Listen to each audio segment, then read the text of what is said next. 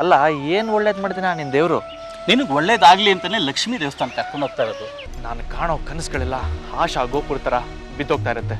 ಆದರೆ ಒಂದಾದರೂ ಆಯ್ತಾ? ಇಲ್ಲ, ಈ ದೇವರು ದಿಂಡ್ರು ಎಲ್ಲ ಸುಳ್ಳು. ನೋಡು, ನೀ ದೇವಸ್ಥಾನಕ್ಕೆ ಬರ್ದೇ ಇದ್ರೂ ಪರವಾಗಿಲ್ಲ, ಆದರೆ ಮತ್ತೆ ದೇವರನ್ನ ಮಾತ್ರ ನೀ ಬೈಬೇಡ. Hello, hi. ತೋಳಿ ಪ್ರಸಾದ. ಯಾರೇ ನೀವು? ನೀವ್ಯಾಕೆ ನಂಗೆ ಪ್ರಸಾದ ಕೊಡ್ತೀರಾ? ಮುಂದೆ ನೀವು ಅನ್ಕೊಳ್ಳೋದೆಲ್ಲ ಆಗೋದೇ ಇಲ್ಲ ಅಂತ ಡಿಸೈಡ್ ಮಾಡಿದ್ದೀರಲ್ಲ, ಅದಕ್ಕೆ ದೇವ್ರನ್ನ ಯಾಕೆ ನೀವು ಬೈತಾ ಇದ್ದೀರಾ? ನೀವು ದೇವ್ರಿಲ್ಲ, ಮೂಢನಂಬಿಕೆ ಅಂತೆಲ್ಲ ಏನೇನೋ ಹೇಳ್ತಾ ಇದ್ರಲ್ಲ, ಏನರ್ಥ? ಹೌದು, ನಾನು ತಪ್ಪೇನು ಹೇಳಿದೆ ಅದರಲ್ಲಿ? ನೀವು ಹೇಳಿದ್ರಲ್ಲಿ ತಪ್ಪಿಲ್ಲ ವಿಕ್ರಮ್ ಅವರೇ, ಆದರೆ ನೀವು ತಿಳ್ಕೊಂಡಿರೋದ್ರಲ್ಲಿ ತಪ್ಪಿದೆ. ನಮ್ಮ ಸ್ನೇಹಿತರಾದಂಥ ನರೇಂದ್ರ ಕುಮಾರ್ ಅವ್ರ ಬದುಕಿನ ಕತೆ ಹೇಳ್ತೀನಿ. ಅವರು ಒಂದಲ್ಲ ಎರಡಲ್ಲ ಬಹಳಷ್ಟು ಫೀಲ್ಡಲ್ಲಿ ದುಡಿದು ಆಸ್ತಿ ಸಂಪಾದಿಸಿದ್ರು. ಸಿನಿಮಾ, ಕಟ್ಟಡ ನಿರ್ಮಾಣ, ಪತ್ರಿಕಾ ಉದ್ಯಮ, ಸಾಫ್ಟ್ವೇರು, ಎಲೆಕ್ಟ್ರಿಕ್ ಕಾಂಟ್ರಾಕ್ಟು, ಹೀಗೆ ಮುಂತಾದ ವ್ಯವಹಾರವನ್ನು ನಡೆಸ್ಕೊತಾ ಬರ್ತಿದ್ರು. ಡಾಕ್ಯುಮೆಂಟ್ ನೋಡಿ ಫೈನಲ್ ಮಾಡಿದ್ರೆ ವ್ಯವಹಾರ ಮುಗಿಸ್ಬೋದಲ್ಲ ಸರ್? ಸ್ವಲ್ಪ ನನಗೂ ಬೇರೆ ಕಡೆ ಅರ್ಜೆಂಟ್ ಕೆಲಸ ಇದೆ. ಲ್ಯಾಂಡ್ಗೆ ಕನ್ವರ್ಷನ್ ಆಗಿರ್ತಕ್ಕಂಥ ಪತ್ರ ಎಲ್ಲಿದೆ ಭುಜಂಗಯ್ಯವರೇ? ಛ ಹಾಗೇನಿಲ್ಲ ಸರ್, ನಿಮ್ಮಂಥವ್ರಿಗೆ ಅನ್ಯಾಯ ಮಾಡಿದ್ರೆ ಆ ದೇವ್ರು ಮೆಚ್ತಾನ ಸರ್? ನೋಡಿ, ವೆರಿಫೈ ಮಾಡೋದು ಮಾಡ್ತೀವಿ. ಪ್ರಾಮಾಣಿಕತೆ ಅನ್ನೋದು ನೀವು ತೋರಿಸೋ ಬಿಲ್ಲಲ್ಲೆಲ್ಲ ಇರೋದು, ನೀವು ಮಾಡೋ ಕೆಲಸದಲ್ಲಿ. ಹೀಗೆ ಇವರು ಅಪಾರ ಆಸ್ತಿ ಗಳಿಸೋಕೆ ಚಿನ್ನನೇ ಮೂಲ ಸಂಪತ್ತು. ತಾವು ದುಡಿದ ಹಣವನ್ನು ಮೊದಲು ಲಕ್ಷ್ಮೀ ದೇವಿಯ ಕಳಸದ ಹತ್ರ ಇಟ್ಟು, ನಂತರ ಅದರಿಂದ ವಾರಕ್ಕೊಮ್ಮೆ 1 ಗ್ರಾಮು, 2 ಗ್ರಾಮು, 3 ಗ್ರಾಮ್ ಚಿನ್ನವನ್ನು ಖರೀದಿ ಮಾಡ್ತಾ ಅದ್ರ ಮೇಲೆ ಹೂಡಿಕೆ ಮಾಡ್ತಿದ್ರು. ಖಂಡಿತ ನೀವೆಲ್ಲ ಬರಬೇಕು. ಖಂಡಿತ ಅಮ್ಮ, ಬರ್ತೀವಿ. ಸಂತೋಷ. ಬರ್ತೀನಿ ಇವತ್ತು ಸಲ ಅವರೇ. ಇನ್ನು ಒಂದು ನಿಮಿಷನಮ್ಮ, ಹೊತ್ಸಲ ಕುಂಕುಮ ಕೊಡು. ಅಯ್ಯೋ, ಇವೆಲ್ಲ ಯಾಕ ಆಂಟಿ? ಮನೆಗೆ ಬಂದು ಹೆಣ್ಮಕ್ಳನ್ನ ಬರೀ ಕೈ ಕಳಿಸ್ಬಾರ್ದಮ್ಮ.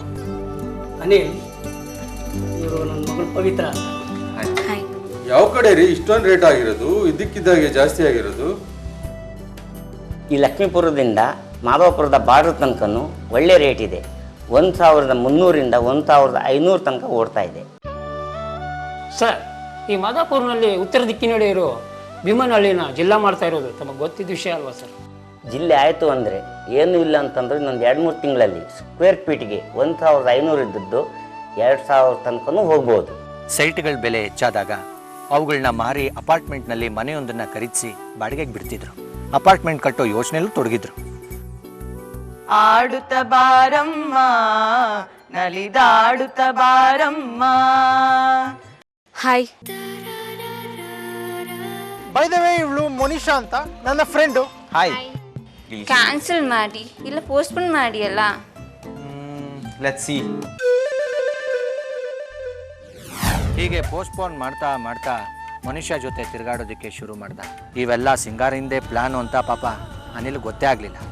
ಹೇಗಾದರೂ ಮಾಡಿ ಅವನ ಗಮನ ತನ್ನ ಮಗಳ ಮೇಲೆ ಬಿದ್ದು ಅವನ ಬಿಸ್ನೆಸ್ ಬಿದ್ದೋಗ್ಲಿ ಅಂತ ಏನೇನೋ ಪ್ಲಾನ್ ಮಾಡ್ದ. ನನ್ನಲ್ಲಿ ಭಕ್ತಿ ಎಲ್ಲ ಎಲ್ಲೂ ಆಯ್ತು. ಆ ಮನೀಷಾ ಬಂದಾಗಿಂದ ದೇವ್ರ ಭಕ್ತಿನೇ ಬಿಟ್ಬಿಟ್ಟೆ. ಹೀಗೆ ಬಿದ್ದೋಗ್ತಾ ಇದ್ದಿದ್ದ ಅನಿಲ್ ಬಿಸ್ನೆಸ್ಸು ಮತ್ತೆ ಚೇತರಿಕೆ ಆಯಿತು. ಇವೆಲ್ಲ ಹೇಗಾಯ್ತು ಗೊತ್ತಾ ವಿಕ್ರಮ್? ವರ್ಷದಲ್ಲಿ 2 ಸಾರಿ ಮಾಡ್ಕೊಂಡು ಬರ್ತಿದ್ದ ಮಹಾಲಕ್ಷ್ಮಿ ಪೂಜೆಯ ಫಲ. ಒಂದು ವರಮಹಾಲಕ್ಷ್ಮಿ ಪೂಜೆ, ಇನ್ನೊಂದು ದೀಪಾವಳಿ ಹಬ್ಬದ ಲಕ್ಷ್ಮೀ ಪೂಜೆ. ಬೆಳಕು ನೀಡೋ ದಿನವಾಗಿರುವ ದೀಪಾವಳಿ ಹಬ್ಬದಂದು ಶ್ರೀ ಮಾತೆ ಲಕ್ಷ್ಮಿಯ ಕೃಪೆಗೆ ಪಾತ್ರರಾಗಿ ಪೂಜಿಸ್ತಿದ್ರು. ಮೊದಲನೇ ದಿನ ನರಕ ಚತುರ್ದಶಿ, 2ನೇ ದಿನ ಲಕ್ಷ್ಮೀ ಪೂಜೆ, 3ನೇ ದಿನ ಬಲಿಪಾಡ್ಯಮಿ. ಲಕ್ಷ್ಮೀ ಪೂಜೆ 2ನೇ ದಿನ ಯಾಕೆ ಮಾಡ್ತಾರೆ ಅಂದರೆ, ಆ ದಿನ ಸಾಂಸ್ಕೃತಿಕವಾಗಿ ಲೆಕ್ಕಪತ್ರದ ವ್ಯವಹಾರ ಮುಗ್ದಿರುತ್ತೆ. ಅದು ಅಲ್ಲದೆ ಮಳೆಗಾಲದ ಕೊನೆಯ ಹಬ್ಬವೂ ಆಗಿರುತ್ತೆ. ಲಕ್ಷ್ಮಿಯು ಧನಧಾನ್ಯದ ರೂಪದಲ್ಲಿರೋದ್ರಿಂದ ದೀಪಾವಳಿ ಹಬ್ಬದ ದಿನ ಲಕ್ಷ್ಮಿಯನ್ನ ಪೂಜಿಸ್ತಾರೆ. ಆ ತಾಯಿ ಮಹಾತ್ಮೆ ಏನು ಅಂತ ಅನುಭವಿಸಿದವ್ರಿಗೆ ಮಾತ್ರ ತಿಳಿಯೋದು. ನಮಸ್ತೆಸ್ತು ಮಹಾಮಾಯೇ ಶ್ರೀಪೀಠೆ ಸುರಪೂಜಿತೆ ಶಂಖ ಚಕ್ರ ಗದಾಹಸ್ತೆ ಮಹಾಲಕ್ಷ್ಮೀ ನಮೋಸ್ತುತೆ. ನಂಬಿಕೆನೇ ದೇವ್ರು.